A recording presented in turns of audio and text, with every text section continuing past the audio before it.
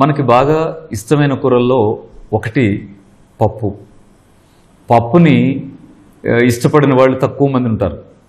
అయితే సహజంగా ఏం చేస్తున్నామంటే మాంసపు కూరలు తినని కుటుంబాల్లో కూడా పప్పుని ఇష్టపడే వాళ్ళు చాలామంది ఉంటారు. ఈ పప్పు వండుకోవడంలో మనం ఇంకా బాగా ఉపయోగపడే పద్ధతిలో వండుకోవడం ఎలా అనే అంశాన్ని వాళ్ళ మీ దృష్టికి తీసుకురావాలనుకుంటున్నాం. ఉదాహరణకి పప్పు వండుకోవడంలో ప్రత్యేకత ఏముంటుంది? హాయిగా నీళ్లు పోస్తాం, ఉడుకుతుంది, టేస్ట్గా ఉంటుంది.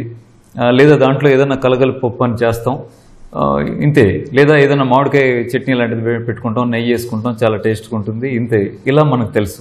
నిజమే, మీకు తెలియని విషయాలు ఏదో రహస్యాలు ఇక్కడ ఏం లేవు. కానీ ఒక చిన్న అంశంలో జాగ్రత్త తీసుకున్నట్టయితే ఇంకా బాగా వాల్యూస్ ఉండేట్టుగా ఉపయోగించుకోగలిగే అవకాశం దీంట్లో ఉండడాన్ని మీ దృష్టికి తీసుకురావాలనుకున్నాం. ఎందుకంటే ఇప్పుడు పప్పు ఉంది అంటే ఒకప్పుడేమో కందిపప్పు అంటే పొట్టుతో ఉండే పప్పుగా ఉండేది. ఇప్పుడు ఏం చేశారు? పొట్టు లేని పప్పే కందిపప్పుగా ఉండేట్టుగా మార్కెట్ నిండా నిండిపోయింది. దీనివల్ల మీకు ఫైబర్ పర్సెంటేజ్ పూర్తిగా లేని పప్పు రావడంతో పప్పు తినటం వల్ల కూడా సమస్యలు రావడం అనేది చాలా స్టార్ట్ అయింది.